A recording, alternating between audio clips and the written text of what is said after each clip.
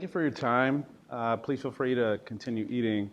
As Lois said, we've been working pretty diligently over the past 5 months or so on conceptualizing this Urban Institute, assessing a need for this Urban Institute, looking at are there competitive institutes out there in the region, and how we can sort of fit within the confines of our neighborhood, the Metroplex, but particularly in the southern sector, and bring UNT Dallas to the forefront of trying to be a catalyst in transforming what's happening around here. So I'm just going to go a little bit into sort of the activities that we've been undertaking and sort of where we project going in the near future. So first of all, the working mission that we have so far with the Urban Institute is the mission of the UNT Dallas Urban Institute is to facilitate positive social change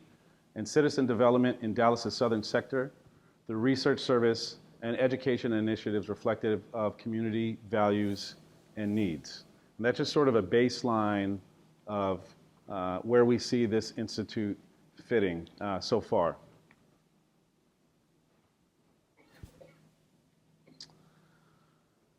Just to get an understanding of what we've actually been doing, we've really taken sort of a two-pronged approach to the Institute's conceptual development.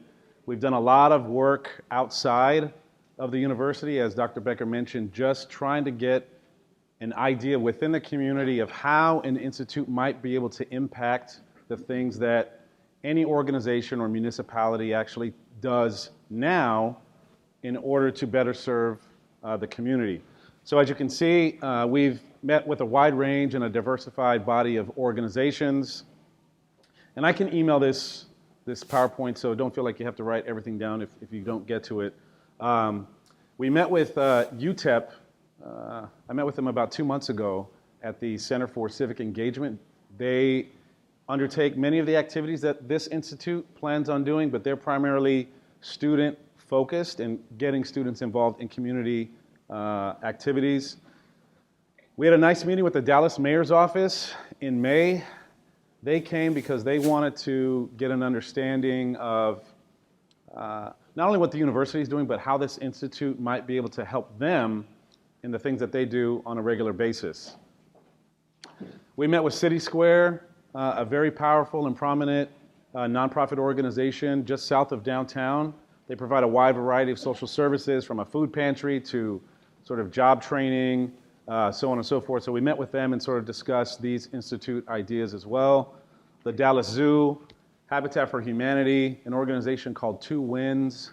They deal with inner city youth, sort of leadership development. Concord Church, which is also a big player in the southern sector. Life Schools, an organization called eQuest Who's for Heroes. They do PTSD therapy for veterans, primarily of Iraq and Afghanistan. We also met with the United Way and an organization I met with this weekend called Fraser Revitalization Incorporated, who does a lot of work in the Fraser neighborhood in South Dallas.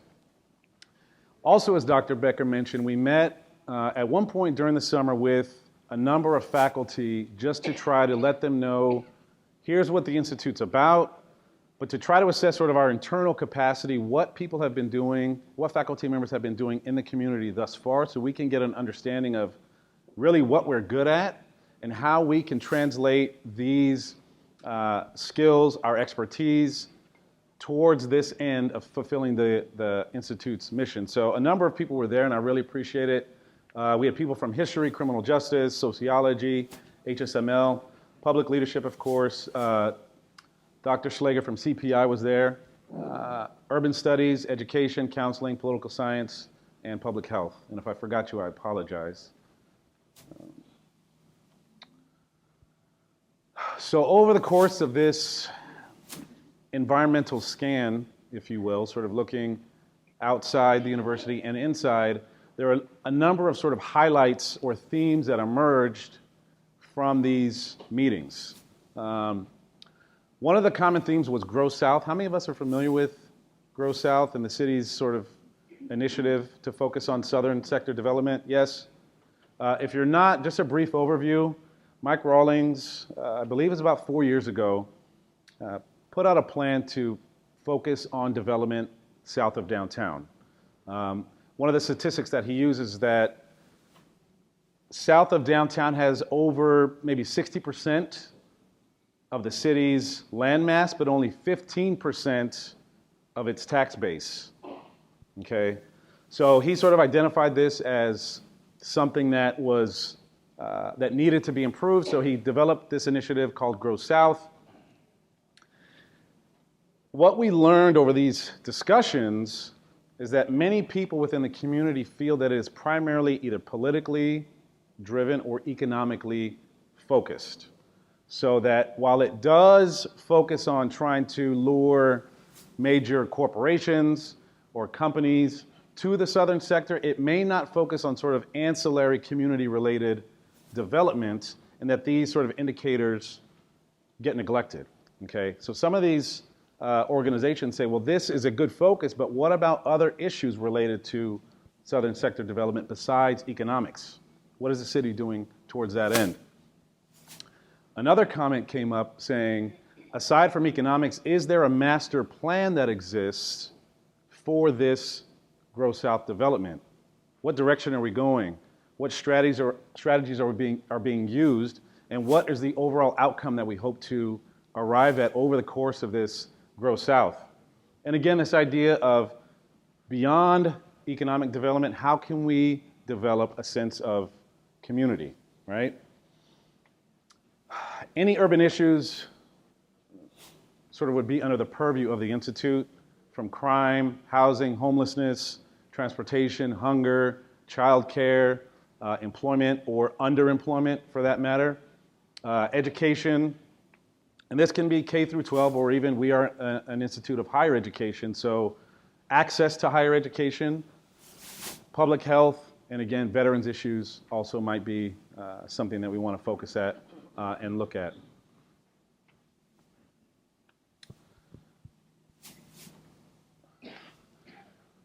So I handed out an overview of the Institute earlier, and as you'll see, really the Institute hopes to be founded upon three particular pillars.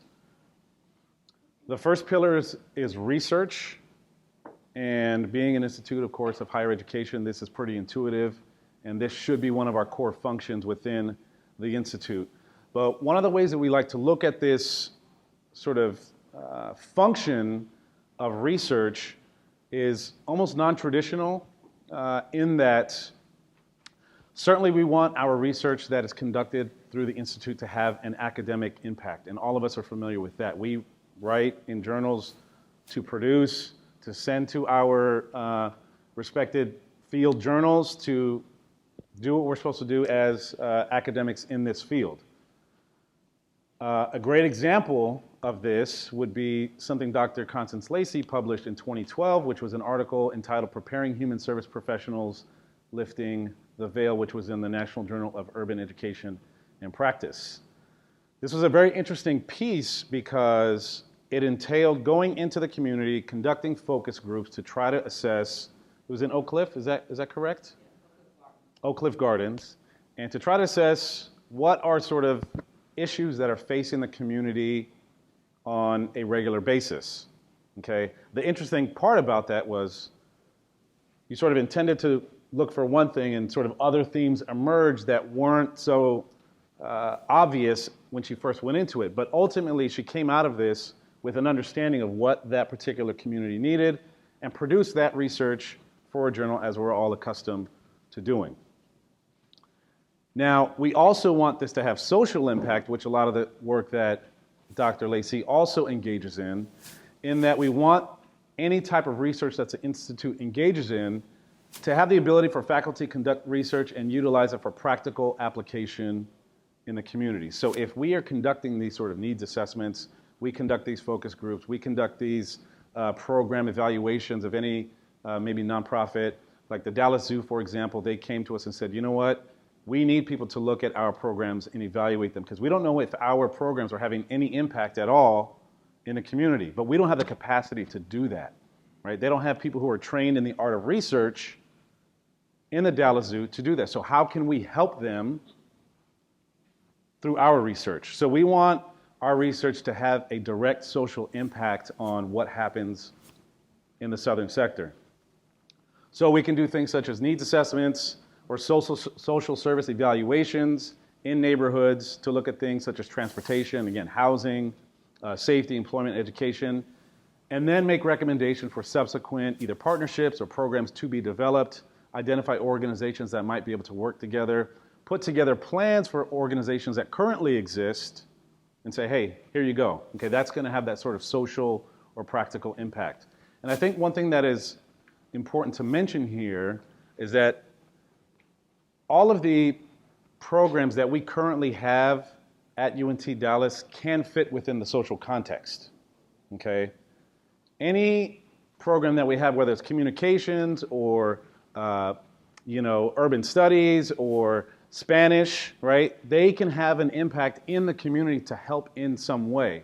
So there's a place for everyone who currently works here, faculty or administrator, to find a place to how you can have some type of social impact, okay? And that's something we've been really working hard to try to develop. One of the things that the Institute is going to have to do in order to be the most effective is understand the neighborhoods that we have that surround us, that UNT Dallas occupies, okay? And what sort of place, okay, do we have in it? We want to look at statistics to understand what are the issues that are affecting the neighborhoods around us. This particular neighborhood is off of 175. It's called Bonton. Anybody familiar with Bonton? Yes? Okay, Bonton. Did I say it correctly? Bonton. Okay, great. Very small, only 3,400 people. But some of the statistics that we uncovered in just looking at Bonton, which is not far from here, okay, 3,400 people, but 57% of them have less than a high school diploma. Okay, so what does that say about either upward mobility in Bonton, the ability for employment in Bonton, education, access to transportation? Okay, so if we sort of unpack these statistics, we can really start to see, while 57% have less than a high school diploma, that's only one statistic, right? There are other sort of social ramifications that might come from having less than a high school diploma. So what can we do about that, right? We can think about public health issues related to that, okay? Do you have access to health care, right?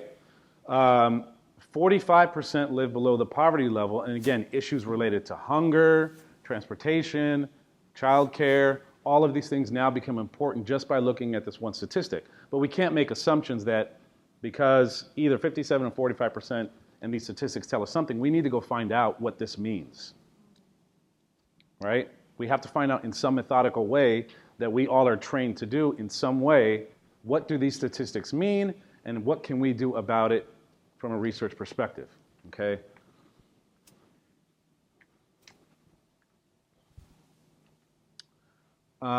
The next pillar is a service component, and it sort of directly feeds off of the research component. And really, there's two aspects to the research, or to the service component, sorry. One of them is capacity building, okay? Again, if we just looked at Bonton, we could see that there's probably a lack of capacity in any number of aspects of individual or organizational lives by virtue of sort of this deficit that exists. So one of the things we could look at is how can we build organizational capacity? I heard a statistic this weekend that there are at least 100, I believe, nonprofits that operate in a given neighborhood in the southern sector. Some of them don't talk to each other, okay? Some of them are doing the exact same thing. Some of them don't have the capacity for obtaining funds from outside sources, okay? So they're just trying to do the right thing, but they don't know in every aspect of running an organization how to do those things the most effectively. So one of the things that we think that the Institute can do from an organizational perspective is to provide training programs for community service providers to promote sustainability for these organizations, to help them, in essence, help others, right? So training's in anything from leadership and management to fundraising to grant writing, human resources management, website development, management, marketing, anything like that. Just basically looking at all the things that we do well here at UNT Dallas, taking that to the outside and say, how can we help you on a short-term basis so you can run in a more effective fashion, right? The next capacity building aspect to this would be from an individual perspective. How can we help individuals, in essence, be more upwardly mobile, okay? So the development of individual citizens' capacity to lead productive lives. And again, looking at all of our internal capabilities, all of our internal expertise, how can we help individuals do better? How can we help them get above that 45% poverty line? How can we help them maybe get out of that 54% or 57% without having a high school education? How can we help in that capacity? So development of individual citizens' capacity to lead productive lives. This could be building civic capacity, meaning teaching them how to interact with each other, how to interact with government institutions. Another thing I learned this weekend, I was at an event with the mayor, and they were mentioning how neighborhood associations in the southern sector don't really exist. And they were comparing that to neighborhood associations north of downtown. They said, well, they're really active up there. It's like, well, that's great, but maybe south of downtown, they don't even know who the mayor is, right? Maybe they don't know that there's an Office for Economic Development or who their Board of Education representative is, right? Maybe they don't know. So from a civic capacity perspective, maybe we can help to train and just educate on what the government institutional network looks like. How do you operate in that space? How do you galvanize your community members to do things in a different way, right? So anything from job training, financial management courses, business plan development, they want to be entrepreneurs, okay? How can we help them do that? Resume building, interview, and other skill development workshops, ultimately, again, to increase upward mobility, right?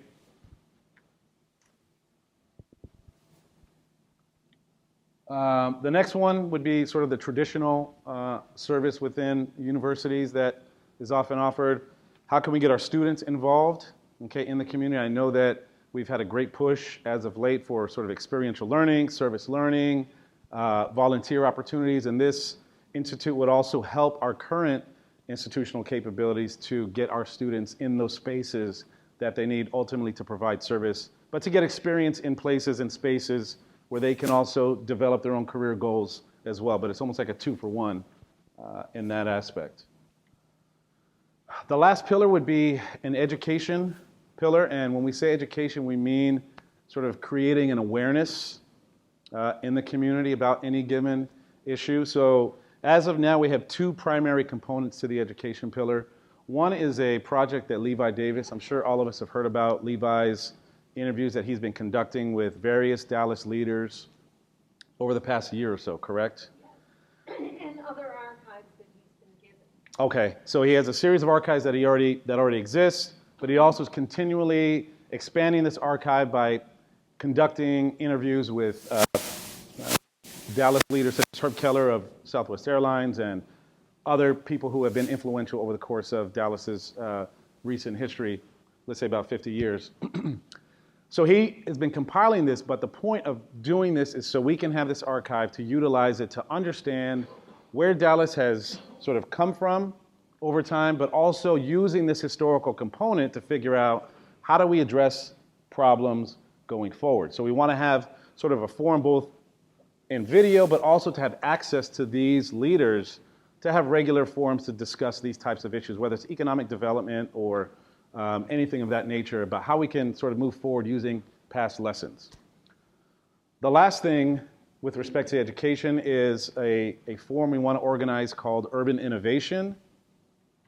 And this forum is intended to bring together, either on a annual basis or semi-annual basis, bring together people in the community who are doing non-traditional things to address community issues, whether that's using art to help children during the summertime so they have a place to go and whether to express themselves and not get involved into bad things. I met an individual this weekend who uses poetry and hip hop and he holds classes on that for youth to sort of inspire them to channel their aggression and anger or whatever it is towards something positive. But this is his whole purpose, and that's his method or his strategy for helping the community. So just having a regular forum where we could bring together people in the community to say, hey, look, from a non-governmental perspective, here's what's happening and how people are trying to help their communities, okay? So that's the Urban Innovation Forum.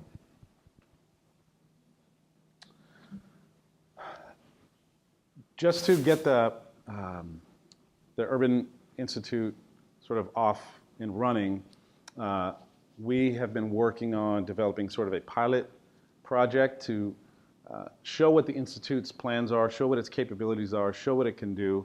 And last week, a team of us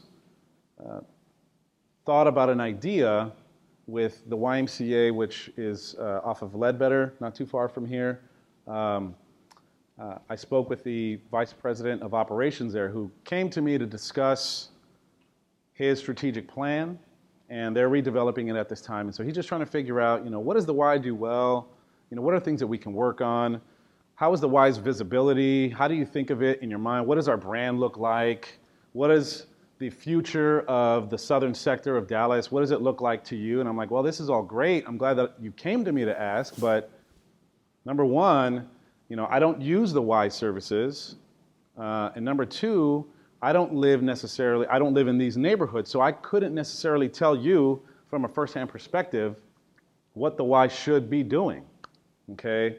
So I sort of thought about it a little bit, and I later presented to him, maybe we can help you go into the community to figure out what is it the Y can be doing, should be doing, or maybe from a non-traditional perspective, what it should be doing for the future, okay?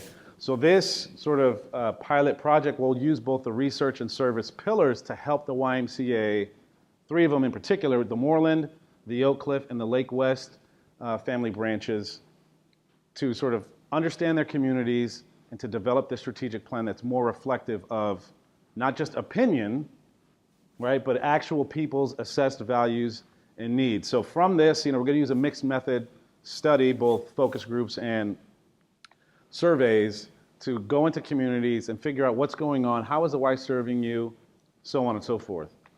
So we really want two outputs from this. One would be a community assessment or a strategic planning report, again, to figure out, to inform them how to align the YMCA's current strategies with what the community needs currently are, right?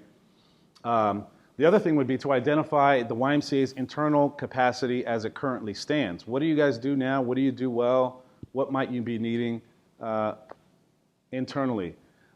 The second thing would be from the sort of service or capacity building standpoint. So then the Institute could then provide to the YMCA training or workshops to their personnel to allow them to meet their strategic needs. Again, anything from grant writing to leadership and management, maybe trainings on practices of civic engagement, and so on and so forth. So that's sort of the first part of this.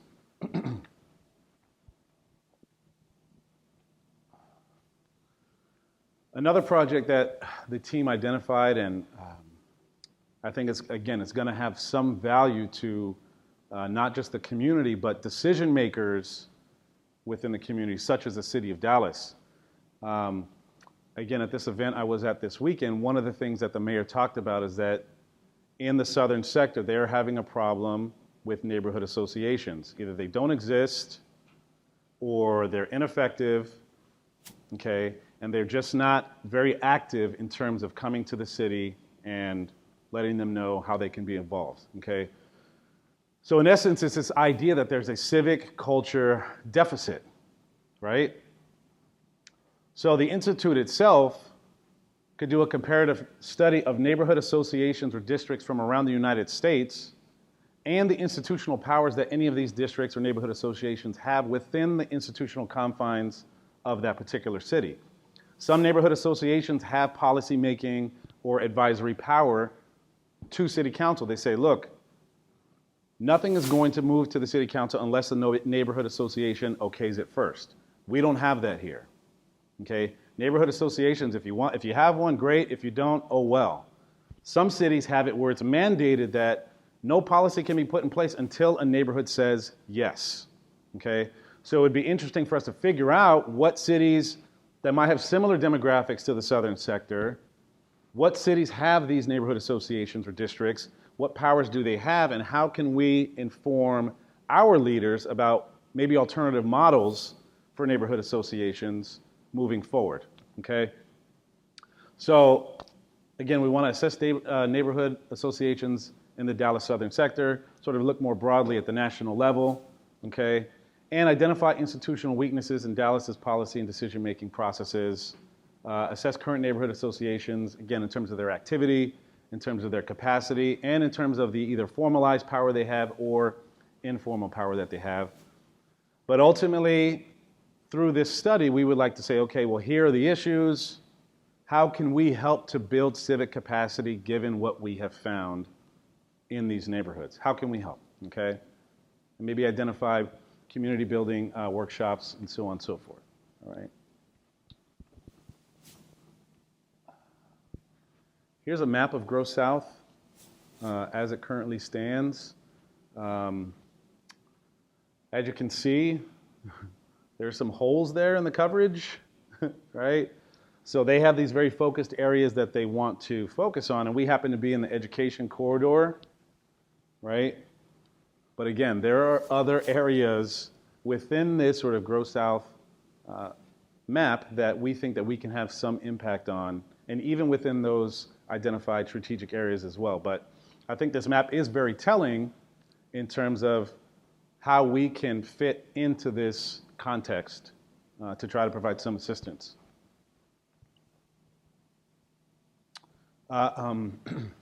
What we're trying to do here is not revolutionary by any stretch of the imagination. It has happened at other universities across the country.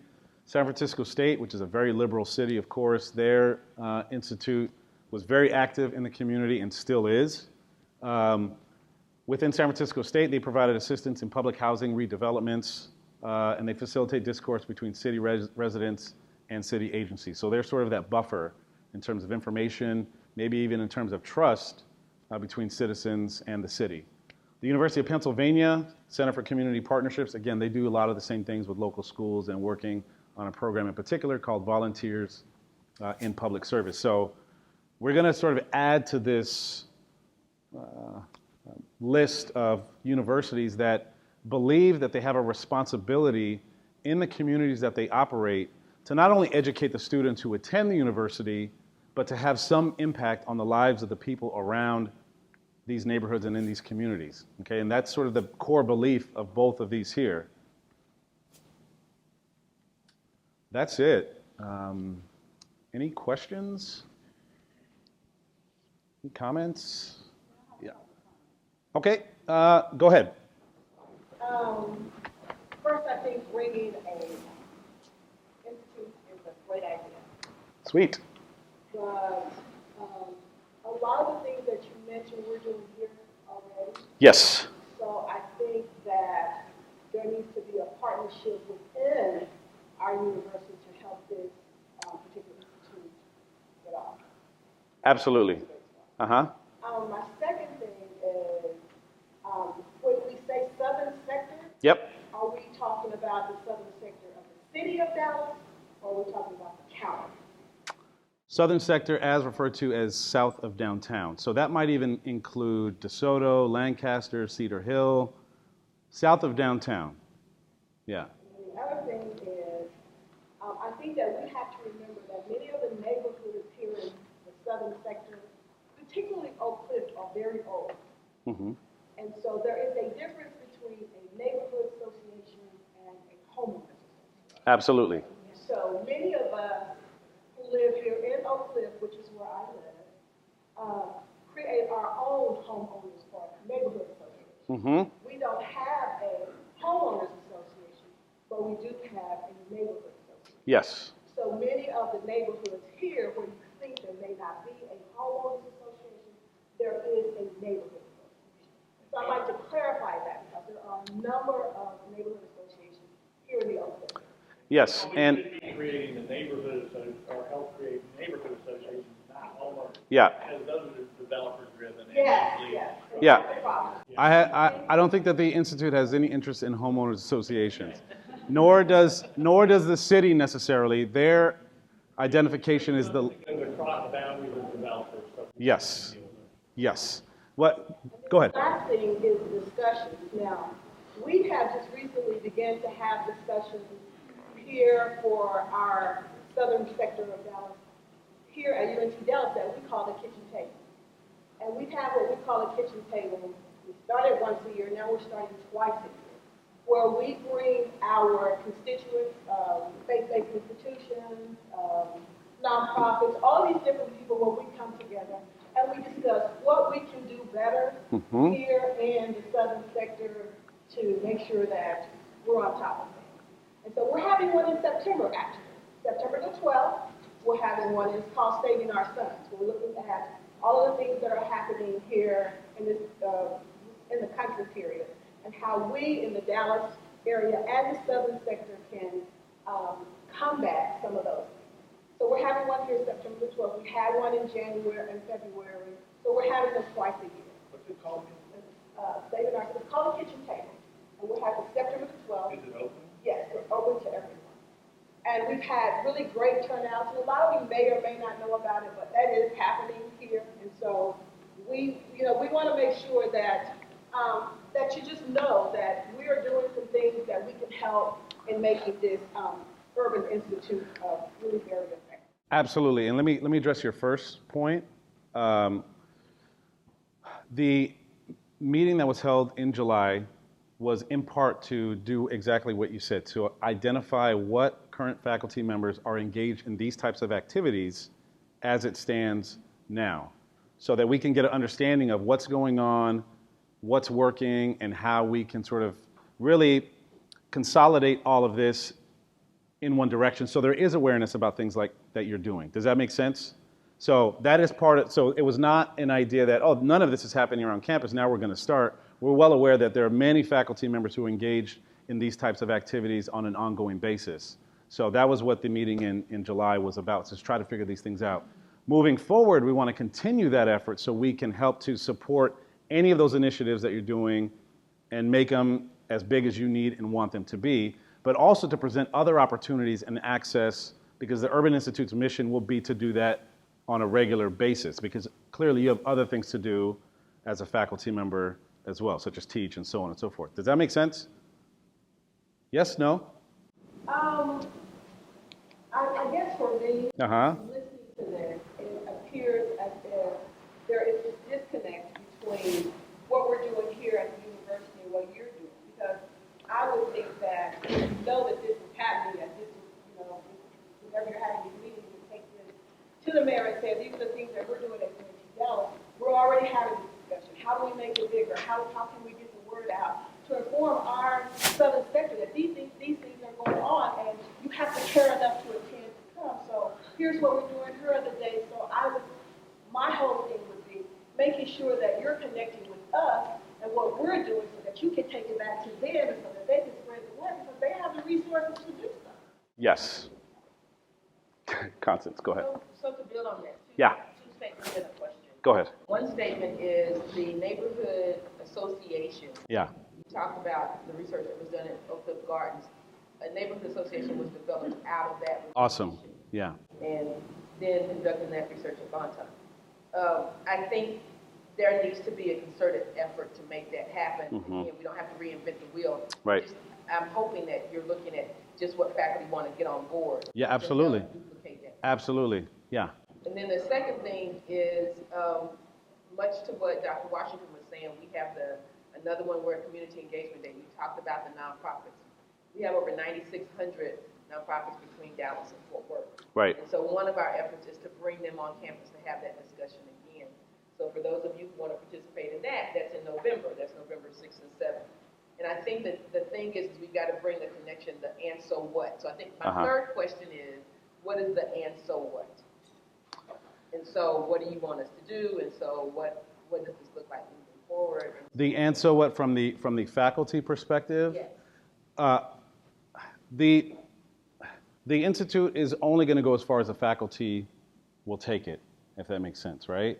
So all of these sort of ideas and initiatives have to be faculty driven because we all have to contribute to this research, or we all have to contribute to these services that we think that the Institute can provide, right? So this connection with faculty, of course, it has to happen, and it's not, in the absence of faculty, one person's not going to do all of this, right?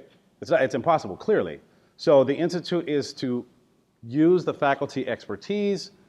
If there's a project we have and you say, you know what, I think I can contribute to that, or how about this project, can we run with this? That's what the Institute is going to be for. And then we engage in those activities based on its mission. Does that answer your question? Yeah, so I Yeah. think the Yeah. caveat to that would be, Yeah. is there, what would be the incentive for faculty? Thinking about our department, and what would be the incentive? Would there be grants that they can apply for? Would there be funding behind those focus groups instead of, faculty taking it out of their pocket to do those? I think we're trying to identify funding opportunities as part of the Institute, right? You and I, of course, have worked on one, right? So that would be one way that we could get faculty to be a part of that. So funding is going to be a big one. Of course, the other aspect of that is, of course, you can produce some research out of that for yourself to submit somewhere, right? That's a clear benefit to your professional development, right? Yeah, right, yeah, absolutely. Speaking of grants, Yeah. the city sounds like they're very interested and supportive.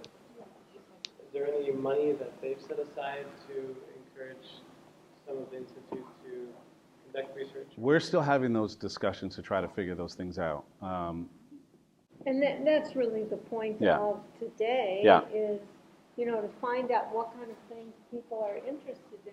So Mhm. when we go back to the people that have been talking to us, we Right. can say, we can do this, this, and this. Mm-hmm. And, until we have a formal announcement, Mm-hmm. find some room that's not a bill closet. We don't have anything to sell, if you will. However, as you know, and as Constance knows, we've had people talking money. Yeah. And, so we just want to get a good package together when we announce so we can get some money. One of the benefits that we have, I think, as a university is that we have an expertise that a lot of organizations do not have, right? So many organizations, they might do surveys, but maybe it's not methodologically sound surveys, right? Like you said, the Dallas Zoo, one of the things that they said was like, look, we would love to know if our programs are having any impact, but we don't have anybody in-house who can do that. So there are funding opportunities you could see clearly there where, hey, you want us to do this for you, it's going to cost you X, right? So that's something that, again, we have as an advantage given our expertise, given our skill sets that we can offer to organizations that don't have that. Yeah, Gretchen. And I was going to discuss Washington. I was at one of the meetings earlier this summer where we brought in faculty from different disciplines. And one of the things that I think universities always have is that there are events that faculty are doing independently, but faculty and counseling may not know what criminal justice is doing Right. or what the languages are doing or education is doing. And so what the Urban Institute is designed to help do is those things that are going on in the community that each independent department is doing on their own, let the right hand know what the left hand is doing. Sure. There could be a good partnership. I just heard for the first time about your kitchen table and what you were talking about, saving our sons, and saying that there's a lot of things going on in the nation. I'm going to make an assumption that it probably has something to do with police relations in the community, maybe. Well, we're looking at the whole child. The whole child. We're looking at, Okay. yeah. But if that's part of it, let's suppose that came up in another context. Criminal justice might be interested in partnering in that. Right. And so Urban Institute they would be more central if that went, if you let them know, if you let them know that that's going on, then they say, oh, well, we've got these other faculty members who might be very interested in helping contribute to that. Or students even who might want to get involved in, right. Absolutely. So I think what the Urban Institute is really trying to do is kind of centralize Yep. everything that we're doing already in the community, but giving it sort of a focal point so that there is one person, one entity that knows all of these different outreaches, and then you can put together a report based on all of that because you already have it. Right.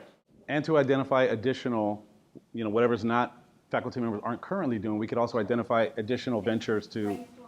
Right, right. But it's all it's going to be faculty driven. Are you using some databases to build your model of the group? Like, why did you start? Is it all SAR build that you have started? There hasn't been a study that's been started. Yes, we're using some census data. There's a database called I believe Social Explorer, and that's providing a lot of data that we're looking at.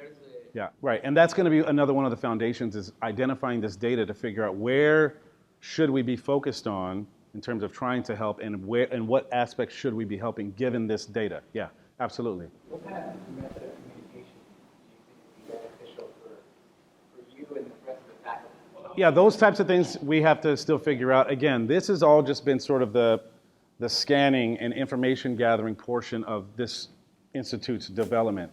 Those logistical details, again, we're still trying to figure out where it's going to be, right? So all of those details and how that will structurally operate, and I think all of that can be figured out in a way that is going to be most usable and user-friendly for the faculty.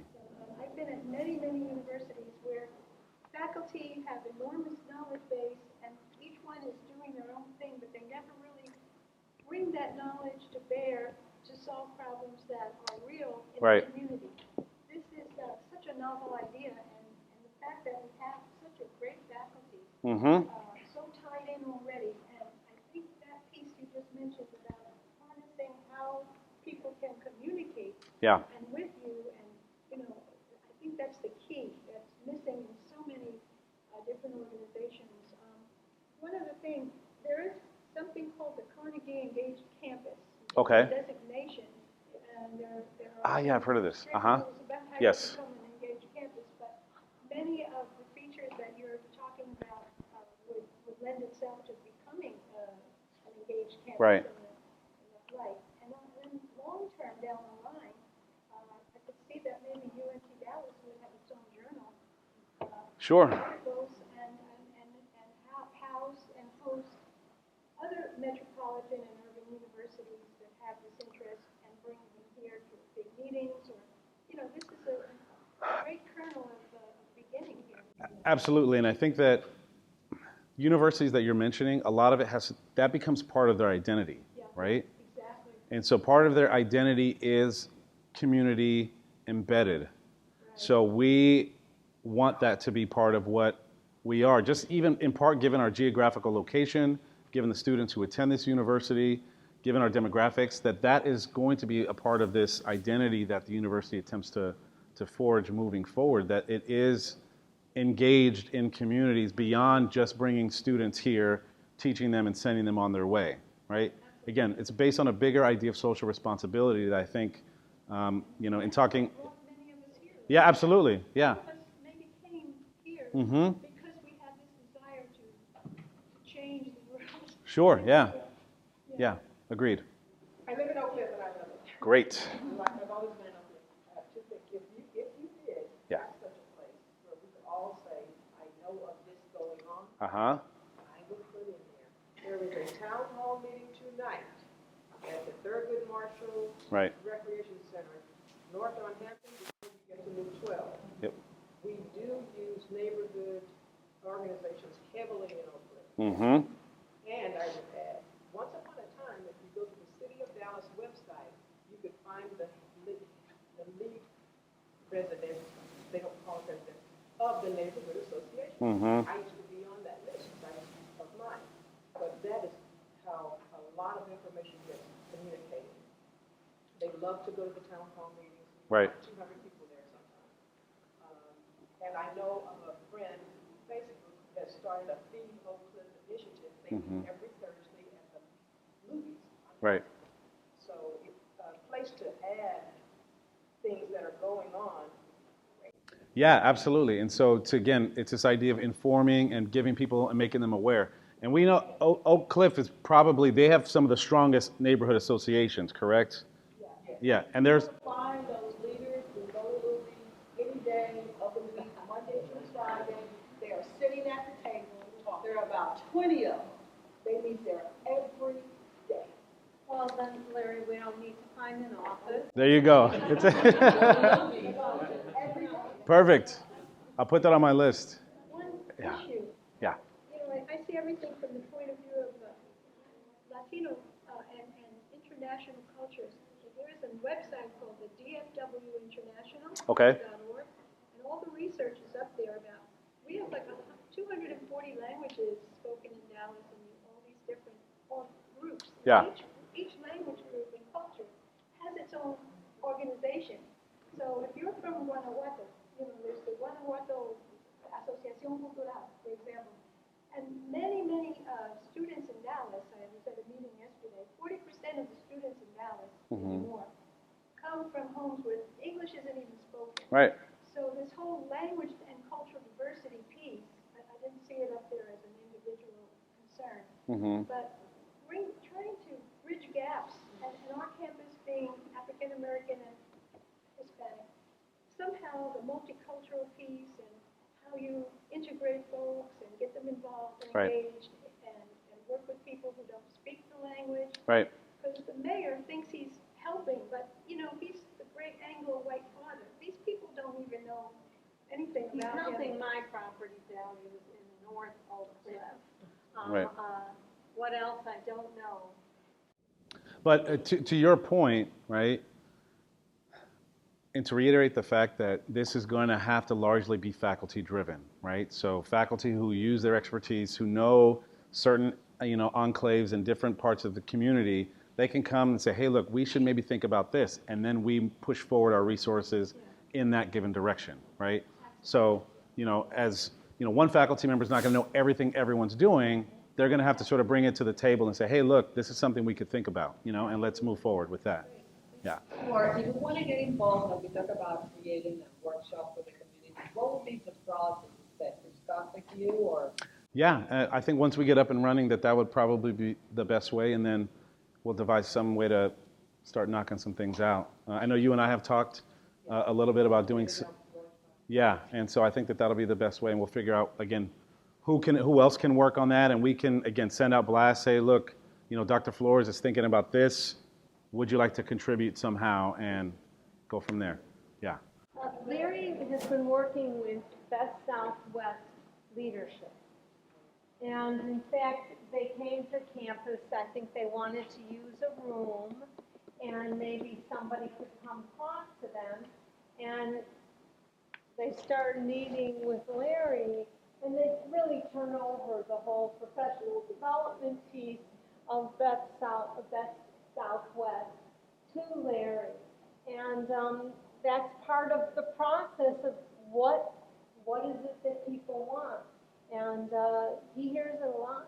Yeah. And we're also using that as an avenue to get more students into public leadership. So, I think all the comments here really were right on target. And, we're going to have to work hard to organize it, et cetera. And of course, we have a new president who's fully on board, but, that takes time too.